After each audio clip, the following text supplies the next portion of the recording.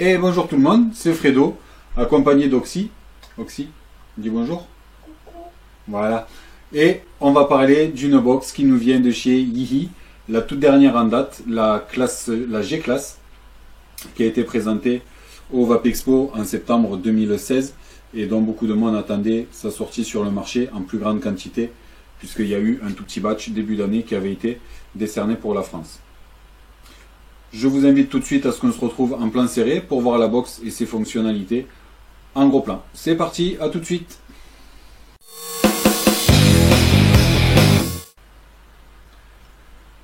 Allez, c'est parti pour regarder sous tous les angles la SX Mini classe G de chez Yihi.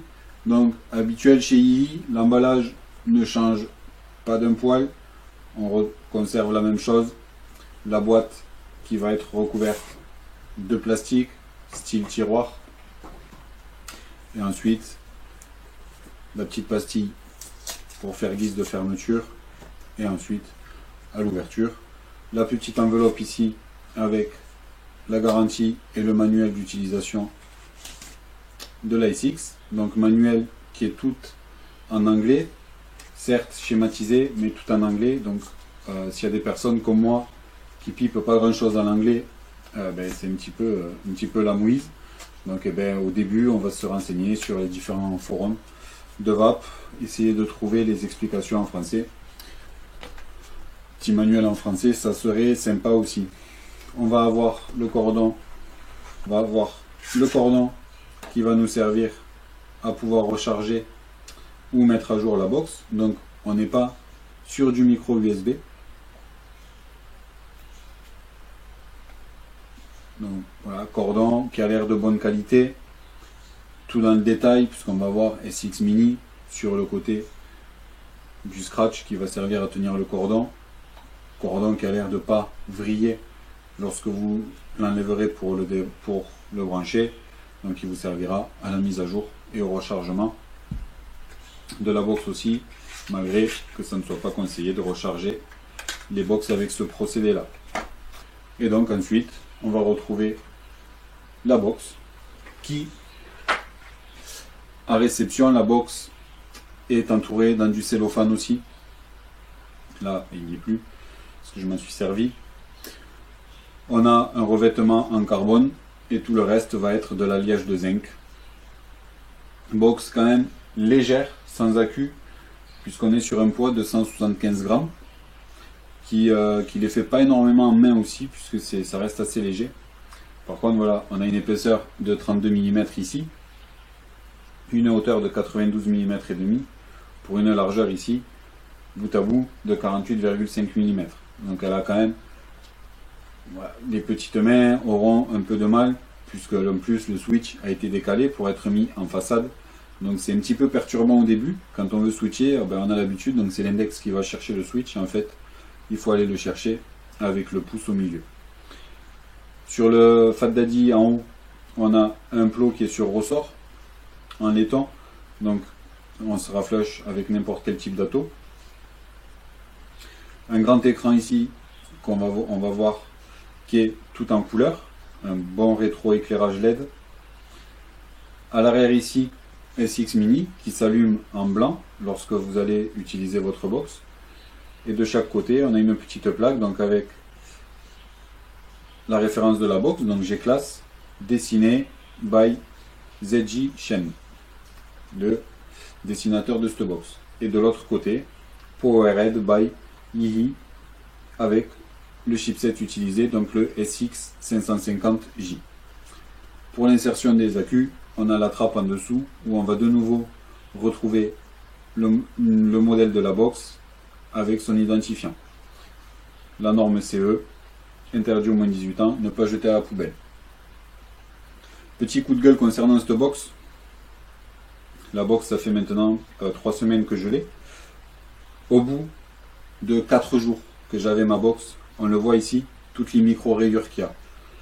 En sachant que ma box va être posée soit sur un tapis à coiler, soit sur un plan de travail en bois, soit sur une étagère vitrée.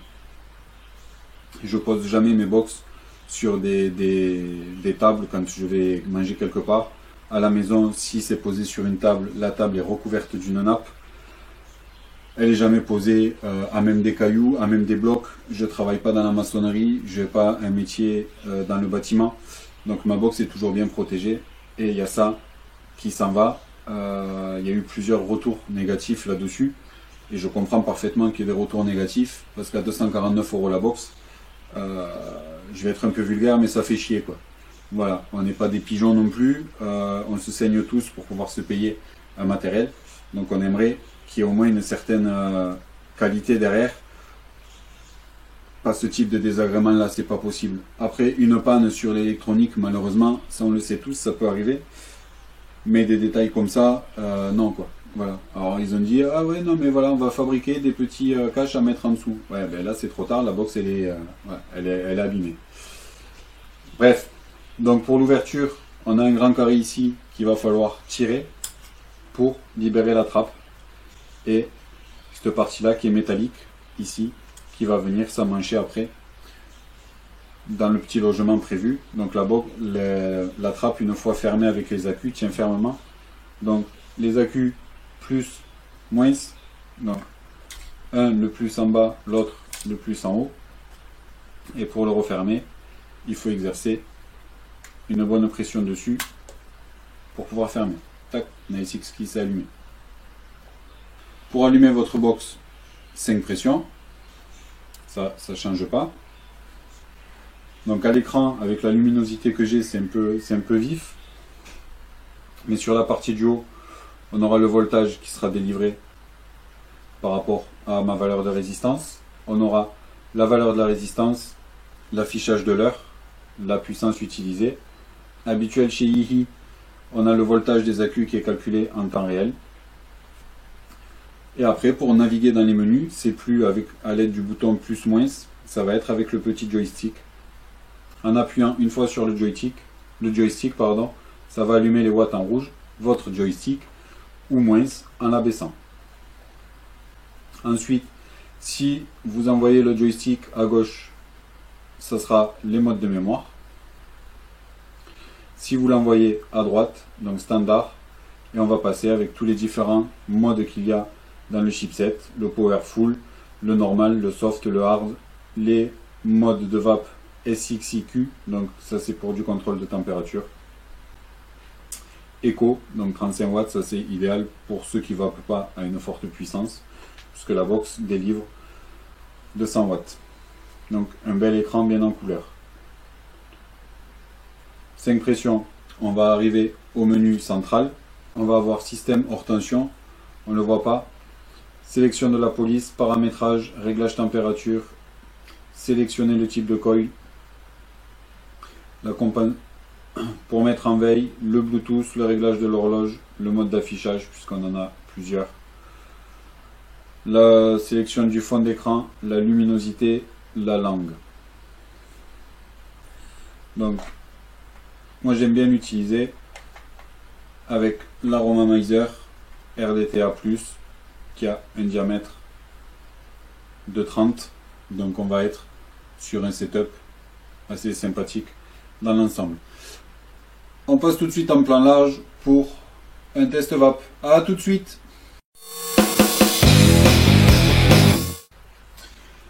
Allez, petit test VAP donc de la SX Mini G-Class de chez Yihi avec un des nouveaux chipsets, le SX550J, qui va fonctionner avec un double accu pour une puissance totale de 200 watts qu'elle pourra nous délivrer.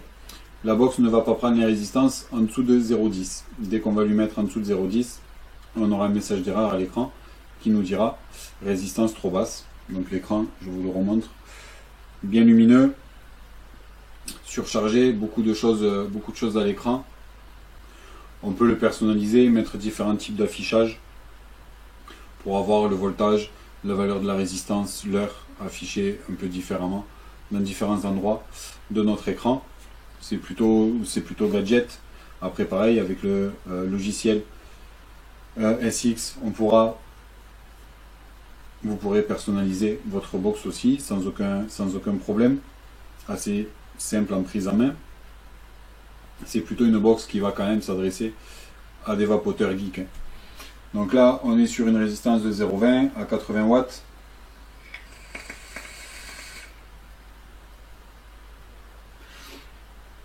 Ça marche bien. C'est sûr, je prends juste une bouffée, je dis ça marche bien, mais la box je l'ai testé auparavant.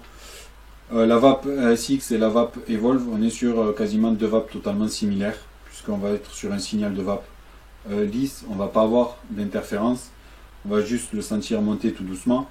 Il y a des réglages pour cela aussi, pour que ça envoie de suite, si on lui demande 80 watts, pour que ça envoie le plus tôt possible les 80 watts. C'est plutôt pas mal dans l'ensemble.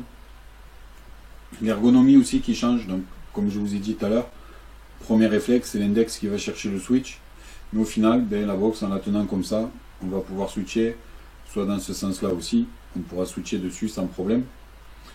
Le SX Mini derrière qui s'allume, petit gadget aussi supplémentaire, c'est un peu pour être vu en fait avec cette box, c'est surtout ce côté là que Yihi a dû chercher. De montrer la box geek en fait.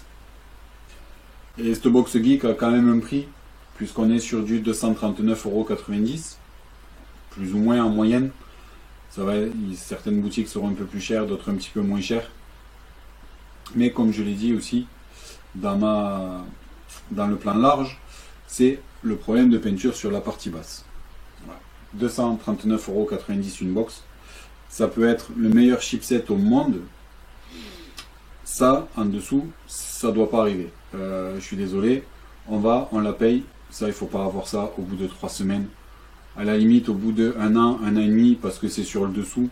Ça peut être normal. Si on l'a fait traîner sur des tables extérieures ou quoi que ce soit, ça peut être normal. Mais au bout de 4 jours, non, c'est pas acceptable. Sachant que ça, ils ne le prennent pas garantie. Donc vous pourrez leur envoyer le tas de mails que vous voudrez. Ça, ils ne feront rien dessus. C'est bien dommage, parce qu'après la box marche du tonnerre de Dieu. Vape SX. Pour conclure, la box obtient une note de 4,4, ce qui m'octroie le droit de nommer un top mode ou pas. Et je ne le mets pas. J'aurais eu une peinture beaucoup plus fiable ici. Le top mode il y aurait été. Mais là, je ne le mets pas puisque ouais, ça c'est inacceptable. Ouais, c'est mon coup de gueule. J'ai beaucoup parlé de ça, mais ça m'énerve. Ça m'énerve puisque les vapoteurs ne sont pas que des jambons ou que des moutons. Box très attendue. Il y a ça en dessous. Les fans, puisqu'il y a des fans de SX qui ont toutes les box que SX a fait, ça, ils en sont déçus eux aussi. En fait, peut-être que le problème sera remédié sur les différents batchs. C'est pas la seule box qui a eu un problème de peinture et qui a été résolu sur les batchs arrivés après. Mais sinon, je vous rassure, la box fonctionne du tonnerre de Dieu. Si ça, vous voulez acheter le petit clips qui sort pour mettre en dessous, allez-y quoi. Ça marche très très bien. 200 watts, ça chauffe pas. Pas de montage en dessous de 0,10 sinon ça n'enverra pas, mais après quand même on va la taquiner dans les 150-160 watts, la box part bien, on va le voir et on change.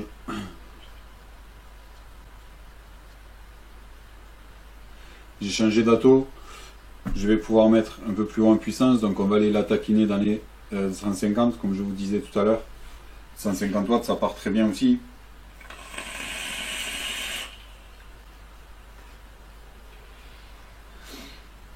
Ça va de suite arriver aux 150 watts pour rester pareil sur notre signal de vape qui va être totalement lisse et ça redescendra que quand on va lâcher le switch.